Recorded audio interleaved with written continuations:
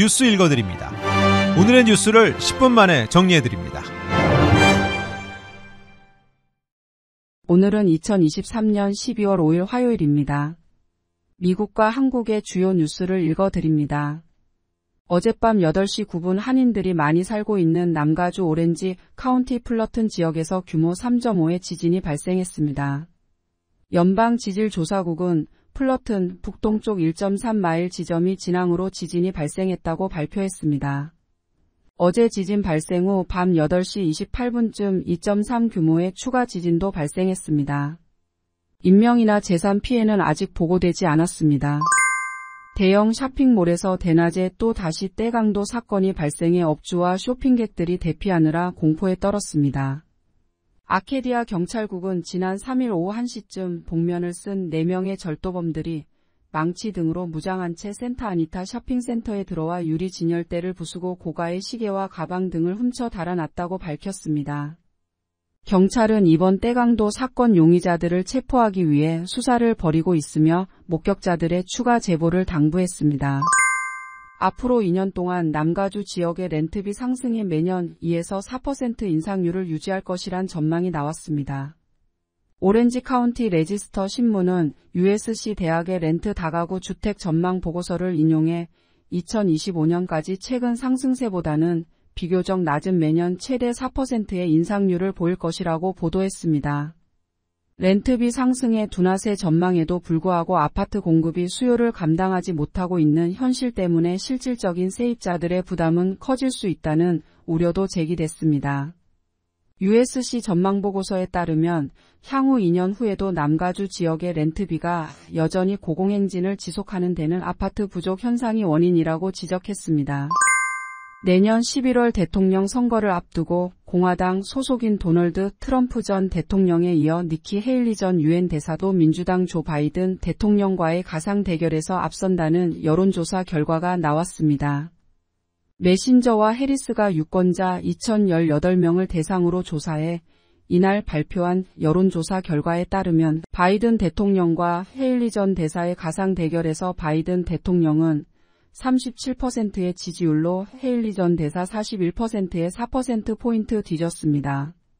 바이든 대통령과 트럼프 전 대통령이 맞붙을 경우에도 각각 40%와 47%의 지지율을 기록 트럼프 전 대통령이 우세했습니다. 한편 공화당의 대선 후보 경선에선 트럼프 전 대통령이 확실한 우위를 보였습니다. 트럼프 전 대통령과 헤일리 전 대사의 1대1 가상 대결에서 트럼프 전 대통령은 76%의 지지율로 헤일리 전 대사 19%를 압도하는 것으로 나타났습니다. 월스트리트 저널이 이스라엘이 가자 지구에 하마스가 설치한 지하 터널을 바닷물로 침수시키는 계획을 추진 중이라고 보도했습니다.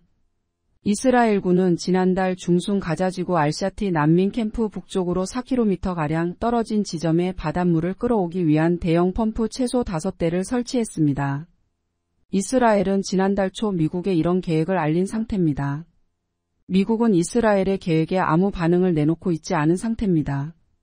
찬성론자들은 지하 터널이 물에 잠기면 하마스 대원과 인질들이 지상으로 나올 수밖에 없으며 하마스의 주요 군사 수단인 지하 터널도 완전히 파괴될 수 있을 것이라 보고 있습니다. 하지만 반대론자들은 작전 성공 여부가 불투명한 데다 식수 부족에 시달리고 있는 가자 주민들에게 인도주의적 참사를 안길 것이라고 우려하고 있습니다. 한국 뉴스입니다. 이낙연 전 더불어민주당 대표가 민주당 홈페이지에 당내 통합에 장애가 된다는 이유로 자신의 출당을 요청하는 내용의 청원이 올라온 데 대해 당에서 몰아내면 받아야지 어떻게 하겠나라고 말했습니다. 지난 3일 게시된 해당 청원은 1만 3천여 명이 동의했습니다.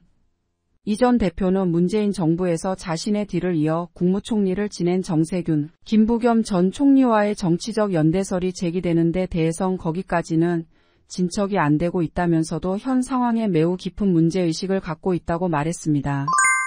대장동 개발 특혜 의혹의 핵심 증인인 유동규 전 성남도시개발공사 본부장이 차를 타고 가던 중 대형 화물차와 부딪히는 사고를 당해 병원으로 이송됐습니다.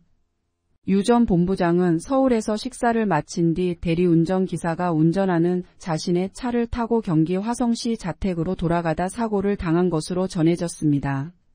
사고를 당한 유 전 본부장은 두통과 허리 통증을 호소해 인근 병원으로 옮겨졌으며 생명에 지장은 없는 것으로 전해졌습니다.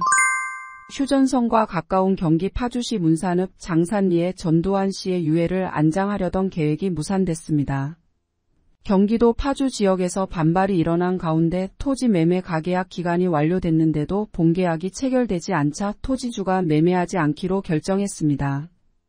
해당 토지 소유자는 우리 땅에 전두환 전 대통령의 유해가 안장된다는 언론 보도가 나오면서 부담을 느꼈다고 말했습니다.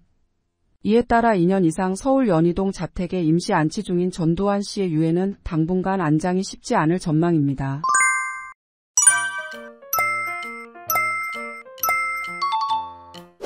끝으로 날씨입니다. 오늘 남가주 지역은 따스한 날씨 예상됩니다. LA와 오렌지 카운티 지역은 낮 최고기온 81도, 밤 최저기온 54도 보이겠습니다. 벨리와 일랜드 엠파이어 지역 낮 최고기온은 82도, 밤 최고기온은 49도 전망됩니다. 해안가 지역 낮 최고기온 72도, 밤 최저기온 52도 되겠습니다.